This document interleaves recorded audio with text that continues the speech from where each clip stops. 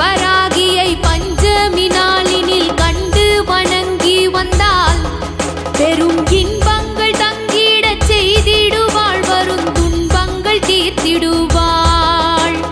சிங்கத்தின் மீதினில் வந்தருள் செய்திடும் சிந்துர வண்ணத்தினாள், அன்னை செங்கையில் சங்குடன் சக்கரம் கொண்டவள் விஷ்ணுவின் அம்சத்தினாள். பச்சை நிறத்தவள்